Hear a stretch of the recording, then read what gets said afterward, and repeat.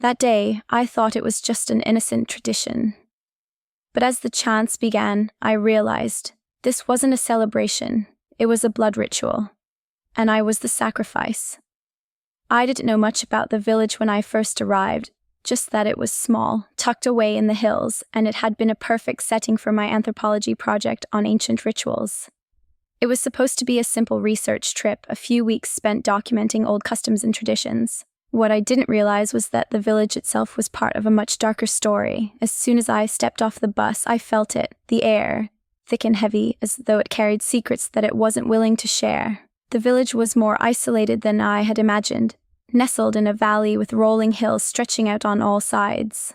The homes were old, built from dark wood that blended into the landscape. It felt like stepping into another era, one that had forgotten the world outside. I was greeted by an older man, his face weathered and wrinkled, but his smile was wide, almost too wide. "Welcome to Rookwood," he said, his voice deep and oddly soothing. "We're glad to have you here, Miss Emma." He extended a hand, and I shook it, though his grip was firm, almost unnaturally so. I didn't know it then, but that handshake would be one of the few warm moments I'd experience in this place. The locals were strange, but not in an immediately alarming way. They were polite, if a bit distant, as if they knew something I didn't. The smiles they gave me were unsettling, too perfect, like masks glued on just for the occasion. As I made my way through the village, I noticed that no one was ever in a hurry. The town seemed stuck in time. The quiet was almost oppressive. You could hear the wind stirring the leaves and the occasional clink of distant tools, but otherwise, it was as though the entire place was holding its breath. I found my room at a small inn near the town square. The owner, a frail woman with sharp eyes, welcomed me with a cup of tea, though I didn't drink it. I couldn't quite put my finger on it, but something about her gave me an uneasy feeling. Her eyes lingered on me for a second too long before she told me that I'd be expected to attend the village's annual festival in a few days. It was an important event, she said, a tradition they took very seriously. She smiled again, though this time I felt it didn't reach her eyes. That night, I couldn't shake the feeling of being watched. As I lay in bed, staring at the ceiling, I could hear footsteps outside my window, slow, deliberate. I told myself it was probably just a dog or some late-night traveler, but when I peeked through the blinds, I saw nothing but the empty street lit by the glow of the street lamps. I couldn't sleep. Every creak in the building seemed amplified, every whisper of wind outside felt like a warning. But I was here for my project, and I wasn't about to let a few unsettling noises stop me. The next day, I wandered the village, trying to immerse myself in the culture and get a feel for the place. I talked to a few villagers, mostly older women who spoke in hushed tones. They told me about the festival in vague terms, mentioning it in reverential tones but offering no real details. There was always a strange hesitation when I pressed them for more, as if they were holding something back. That afternoon, while I was walking through the woods near the outskirts of the village, I saw something that made my heart skip a beat. At first, I thought it was a trick of the light, maybe just the shadow of a tree or a rock. But as I stepped closer, I realized it wasn't just my imagination. There were symbols carved into the bark of a tree, strange jagged markings that seemed almost alive, as if they had been freshly etched. I could feel a chill run down my spine, the hairs on the back of my neck prickling. The symbols were unlike anything I had ever seen before. They weren't from any known culture, not that I could tell. They looked ancient, and unsettlingly I could almost hear a low hum in the air, as if the symbols were whispering something to me. I snapped a photo, though it felt almost wrong to do so, as if I was invading something that shouldn't be documented, but my curiosity got the better of me. I had to know what it meant. I couldn't shake the feeling that something wasn't right here, something far beyond my research. There was a sense of danger hanging in the air, but I couldn't bring myself to leave. Maybe it was the promise of uncovering something real, something hidden for centuries, that kept me here. That night I met the village elder. He was tall, with a voice like gravel, and his eyes seemed to pierce straight through me. He told me the festival was important, though he never elaborated. The entire time, his gaze never left me. The entire village, it seemed, had been waiting for something. I smiled politely, but deep down, I knew I wasn't just a tourist anymore. As the sun set, I stood in the village square, the festival preparations beginning in earnest. The air grew colder, and the streetlights flickered as if on the verge of going out. A sense of dread settled over me. But I couldn't leave. Not now. I needed answers. Little did I know that the festival wasn't just a tradition, it was a ritual, one that had been carried out for centuries, and I was going to be part of it. I never thought this would be just the beginning, but I would soon realize I had already crossed the point of no return. The next few days blurred together in a haze of growing unease. The villagers were more than eager to show me their festival preparations. At first, I thought it was all part of the charm, a way for them to share their culture with a curious outsider. But the more I observed, the more the festival began to feel less like a celebration and more like a ritual, a carefully orchestrated performance with a much darker purpose. I was invited to join the villagers for dinner, and though I wasn't particularly hungry, I couldn't refuse. The table was set with strange foods, roots and stews, dark breads that looked as though they had been baked centuries ago. The smell was rich, earthy, almost like something decaying, but the villagers ate with an enthusiasm that felt wrong. Their eyes were too wide, too eager, like they were waiting for something. Throughout the meal, I couldn't shake the feeling of being watched. I glanced around, catching eyes from all corners of the room. The villagers' smiles seemed more strained now, their faces tight with anticipation, as though they were all in on a secret I wasn't meant to know. When I asked about the festival again, one of the women sitting across from me, her name was Clara, I think, leaned forward, her voice low. "You will see for yourself soon, Emma. The festival. It is our way of keeping balance." "Balance," I repeated, my voice barely above a whisper.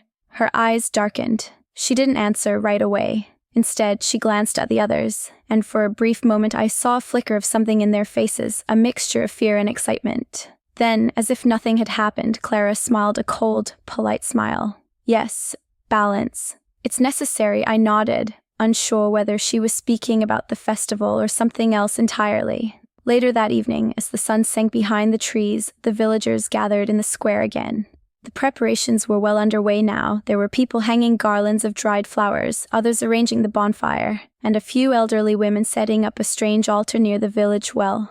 I stood off to the side, watching them with growing discomfort. The air was thick, the temperature dropping rapidly as the evening settled in. The village elder, the tall man I'd met before, stood at the center of it all, his hands clasped behind his back as he observed the work with a look of quiet satisfaction. He caught my eye from across the square, and for a brief moment I saw a flash of something dark in his gaze, an intensity that made the hairs on the back of my neck rise. "Emma," he called, his voice carrying through the air. I stepped forward, my heart pounding. "You will need to come with me," he said, his tone final. "There is something you must understand about our customs." "Come," I hesitated, but followed him, unable to refuse. As we walked, the sounds of the village faded behind us, replaced by the heavy thud of my own footsteps against the dirt road. The elder led me to the edge of the woods where the trees grew dense and dark. I hadn't ventured this far before. The air smelled different here, thicker, almost stagnant. He stopped in front of a large stone slab covered in moss, its surface worn by the years. I had seen this slab before, but I hadn't realized what it was. I felt my stomach twist as I stared at it. "This is the altar," the elder said quietly. "It is where it begins." "What begins?" I asked, my voice trembling despite myself. The elder turned to face me, his eyes fixed on mine. For the first time I saw the weight of his age, the centuries of tradition pressing down on him. "The festival is not just for the spirits, Emma. It's for us, for our survival. Without it, we would have nothing." I opened my mouth to speak, but my voice caught in my throat. What was he saying? What kind of ritual was this? "You see," the elder continued, his voice dropping to a near whisper, "the festival must be completed each year. We make an offering, a sacrifice." The words hit me like a blow to the chest. I tried to speak, but no words came. I felt the ground beneath me tilt, as if the very earth was shifting. It was only then that I realized the sacrifice was real. The offering wasn't just a symbolic gesture. He stepped closer to me, his face inches from mine, his breath cold against my skin. "You were brought here for a reason, Emma," he said, his voice low and dark. "You are the offering." I stumbled backward, my heart racing, the panic seizing me. No, you can't," I gasped, shaking my head violently. I don't understand. This can't be happening." The elder's expression remained unchanged, his eyes locked on mine. It's already begun, Emma. The festival has already chosen you. The words hit me like a fist, knocking the air from my lungs. I opened my mouth to scream, but the only sound that escaped was a strangled gasp. I turned to run, but the elder's hand shot out, grabbing my arm with a strength I hadn't expected from someone so old. "You cannot escape," he said, his voice a cold promise. "It's too late." My mind raced, but all I could hear were the sounds of chanting coming from the village, growing louder, rising with the wind. The people were waiting for me. They were all waiting for the festival to begin. And I was the one they had chosen. I yanked my arm free from his grasp and ran, my legs barely carrying me fast enough, but the path seemed to stretch on forever. No matter how far I ran, I couldn't escape the village, the ritual, the feeling of being pulled deeper into something ancient and unrelenting. I never thought this would be just the beginning. But the voices behind me grew louder. The chanting had started, and it was calling my name. I didn't sleep that night. How could I? The echoes of the elder's words reverberated in my mind, a haunting, relentless mantra. "You are the offering." My thoughts were a chaotic blur, each one worse than the last. Every creak of the inn's floorboards made my heart jump, and every gust of wind outside felt like a warning, carrying whispers I couldn't quite make out. I tried to leave, I did. The door to my room was unlocked, but the moment I stepped outside, the village felt like it was closing in on me. The streetlights flickered, casting long shadows, and the air was thick with the scent of damp earth. I didn't know where to go. There was nowhere to run. It was like the village itself was watching, waiting for me to make the wrong move. I was trapped, but I couldn't just sit here and wait to be sacrificed. I had to find out what was really happening. I couldn't ignore the signs anymore, the strange symbols, the eerie chants, the cold smiles of the villagers. There was more to this festival, something I wasn't being told, and I needed answers. The next morning, I went to the village library, hoping to find something that could shed light on the rituals I'd been told about. The library was small, tucked into a corner near the square. Its shelves were stacked high with old, dusty books that looked like they hadn't been touched in decades. I wandered through the aisles, my fingers brushing against the faded spines. It felt like the past was closing in on me with every step. Then I found it. In the back corner of the library, behind a stack of forgotten books, was an ancient-looking journal. It was bound in dark leather, the pages yellowed with age. The title, written in faded ink, was barely legible. Rookwood's Sacred Tradition, the Festival of the Offering.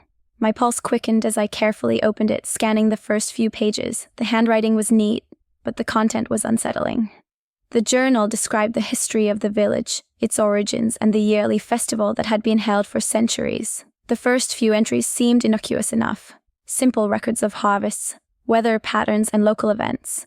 But then, the tone shifted. The writing became more erratic, more desperate. One entry, dated over 100 years ago, caught my eye. "The offering must be made. It is the only way to ensure the harvest. The spirits demand blood, and without it, we are lost. Every year we choose one, the outsider, the one who does not belong." I froze. My breath caught in my throat. This wasn't some innocent cultural tradition. The offering wasn't just a symbol. It was a human sacrifice. And it wasn't just any human. It was someone like me, someone who didn't belong. I turned the pages faster now, my heart racing. The next entry was even more disturbing. "It has been decided. She is the one, Emma, the girl who came to us. She will ensure the prosperity of Rookwood. We will be saved, and the spirits will be pleased. There is no turning back. My name." Written in the journal. I could feel the blood draining from my face. How had they known? How had they planned this? The journal was a chilling testament to the dark reality I had stumbled into. I slammed the book shut, my mind reeling. The walls felt like they were closing in on me. I was no longer an outsider, a curious researcher. I was the sacrifice. I had been chosen the moment I stepped into this cursed village. But why? Why me? My thoughts were interrupted by the sound of footsteps. I quickly shoved the journal into my bag, trying to compose myself. As I turned to leave, I saw a figure standing in the doorway. A woman, one of the villagers. Her face was pale, her eyes wide with fear. She didn't speak, but I could see the desperation in her eyes. She stepped forward, glancing over her shoulder to make sure no one was watching. "You shouldn't have read that," she whispered, her voice trembling. "You don't understand what you're getting yourself into." I felt a surge of panic rise in my chest. What is this? Why me? The woman looked around nervously, then grabbed my arm, pulling me toward the back of the library. The festival, it's not just a tradition. It's a binding, a covenant with something ancient. If the sacrifice isn't made, if the offering isn't given, the land will wither. The village will fall apart. Who are you? I demanded, my voice rising in panic. I'm like you, she said, her voice breaking. I was once the outsider too. They chose me, but I managed to escape. I didn't think they would ever choose another. I stared at her, disbelief and terror washing over me. You escaped? How? She shook her head, her eyes wide with fear. I don't know. It wasn't supposed to happen, but the elders, they're not what they seem. They worship something that feeds on the offering. It's not just about the harvest. I felt a cold chill creep up my spine. What is it then? The spirits, she said, her voice barely a whisper, are not just spirits. There's something else, something worse. Before I could ask her more, I heard the door to the library creak open. The woman looked at me with wide, frightened eyes. You have to leave. Now. Run. They're coming for you. But I didn't have time to process her words. My legs moved on their own, carrying me out of the library and back into the village square. The air was thick with tension. The villagers were preparing for the festival, their faces hidden behind masks. The chanting had started again, louder this time. The words foreign and unrecognizable, but there was something different now. Something that felt alive. I wasn't just a part of their tradition anymore. I was the heart of it, and I had no idea how to stop it. I never thought this would be just the beginning, but with every step I felt the festival pulling me closer to the point of no return. The air was colder than it had ever been before, the kind of cold that gnaws at your skin, sinks deep into your bones. I could feel it wrapping around me as I walked through the village square, my heart thudding loudly in my chest. The chanting had grown louder, reverberating off the old stone buildings, echoing like a death knell that shook the very ground beneath me. The villagers moved like shadows, their faces obscured behind masks, their bodies swaying in time with the rhythm of the chant. I couldn't escape. I had tried. Every effort to leave, to run, had been thwarted. The village was like a web, its threads too tightly woven, pulling me in. And now, as the wind howled and the flames from the bonfire flickered ominously, I knew that tonight I was going to be more than an outsider. I was going to be the offering. The elder, his presence looming like a dark cloud, stepped forward, his tall figure silhouetted by the firelight. He was flanked by the others, the villagers who had greeted me so warmly when I arrived. Their smiles had faded now, replaced by expressions of something darker, something hungry.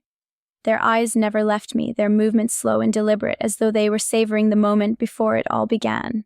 The fire crackled loudly in the center of the square, casting long, twisted shadows across the cobblestone ground. The flames licked the air, reaching high, their orange light making the masks of the villagers glow like they were alive.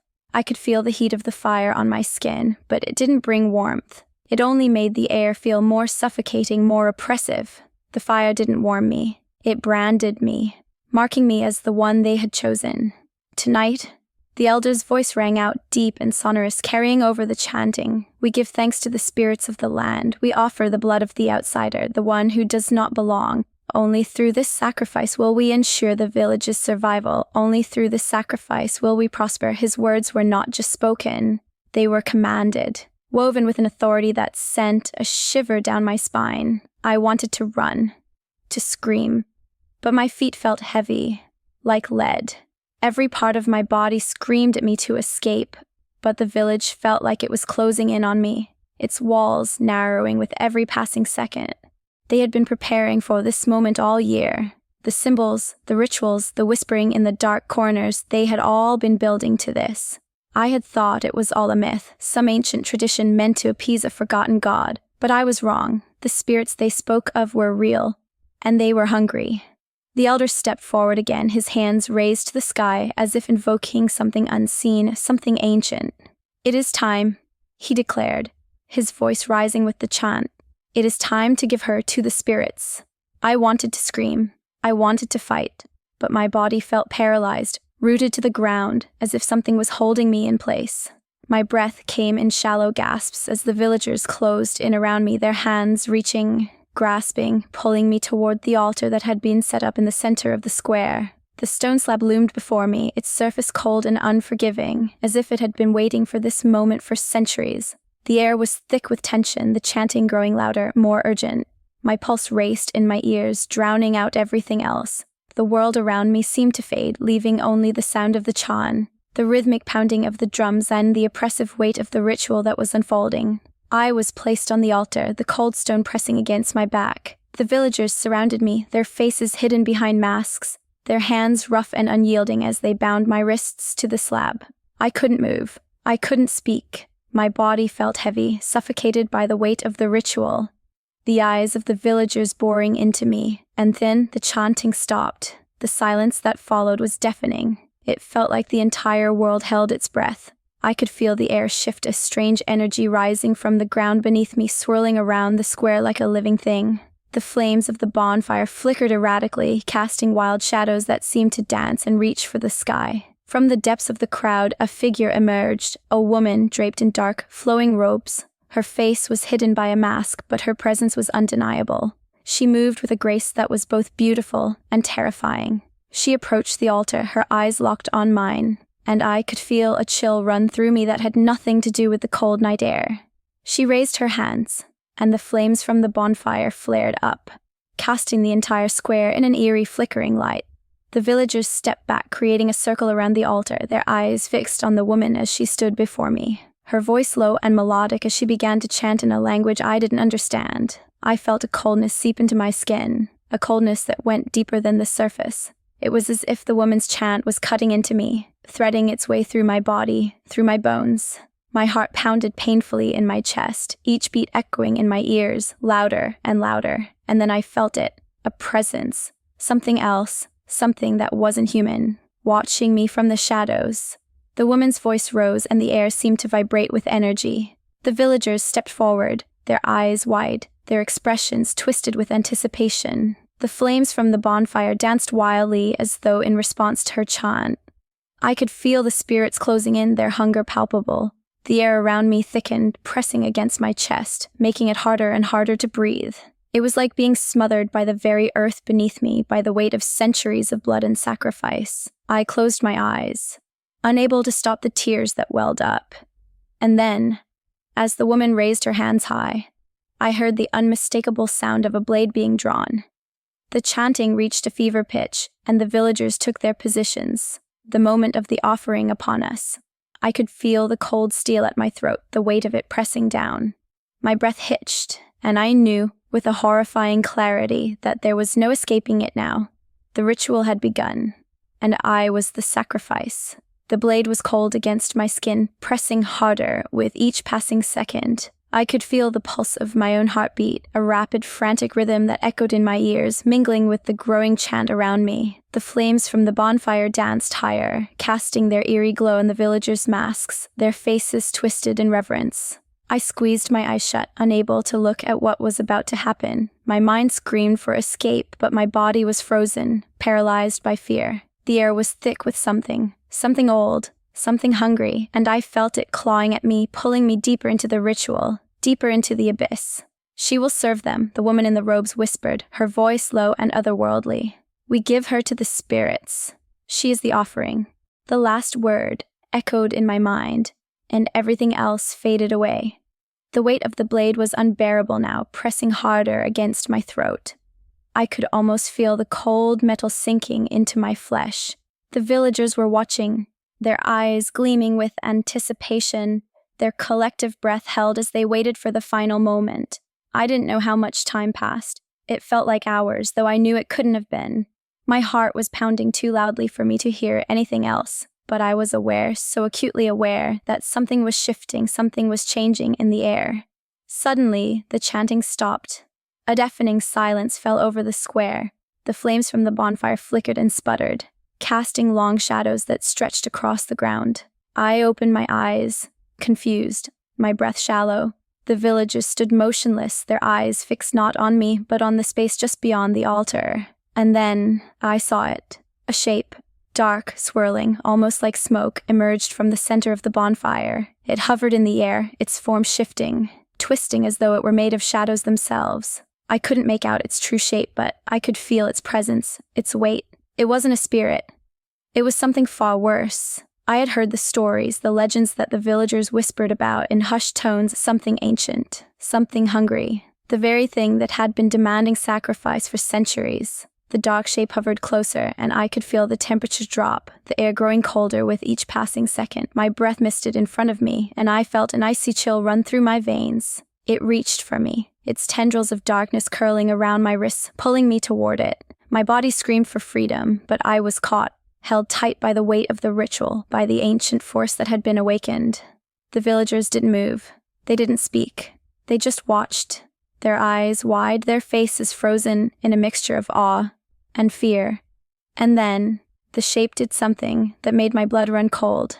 It spoke, not with words, but with a voice that I could feel deep within my bones, a low, guttural sound, as though it was coming from the very earth beneath us. The air vibrated with its presence, and I could feel my soul being pulled toward it. She belongs to me now. The voice was so powerful, so ancient, that I couldn't help but tremble. It wasn't just the force of the words. It was the truth in them. This thing had been waiting, watching, for centuries. I felt my body go limp as the tendrils of darkness wrapped tighter around me. My vision blurred, and for a brief moment, I thought I saw the villagers, their eyes shining, mouths slightly open, as though they were part of something much bigger than themselves. The shape pulled me closer still, and I felt my very essence being drained, as if the darkness was feeding on me. The world seemed to spin around me, my body unable to move, my soul slipping away into the shadows. I could hear the whispers of the spirits in the air, their voices like a cold wind brushing against my skin, and then, just as quickly as it had begun, it stopped. The air went still. The shape dissipated, vanishing into the wind, leaving nothing but an empty, cold silence in its wake. I collapsed to the ground, my body trembling, my breath ragged. The villagers remained standing, their eyes empty, as though they were in a trance. The woman in the robes stepped forward, her face now visible beneath the mask. Her eyes were wide, unblinking, filled with a strange, unholy light. She stared down at me with a look of satisfaction, as if the ritual had been fulfilled, as if I was no longer the person who had walked into Rookwood. "Welcome," she said, her voice cold and final. "You are part of the village now." I tried to speak, to scream, but no sound escaped my lips. My mind raced, my thoughts scrambling, but they were drowned out by the overwhelming sensation that I had been marked. I was no longer an outsider. I was one of them. The ritual had changed me, and somewhere, deep within me, I knew I would never leave this place. Not truly. Rookwood had claimed me. I never thought this would be just the beginning, but as I looked at the villagers, I realized there was no escape. The spirits had taken their toll, and now I was bound to this cursed land, forever. I never thought I'd fall for them. I shouldn't have. But now, I can't shake the feeling that we've crossed a line we can never come back from. What are we now? Was it just a mistake, or something more?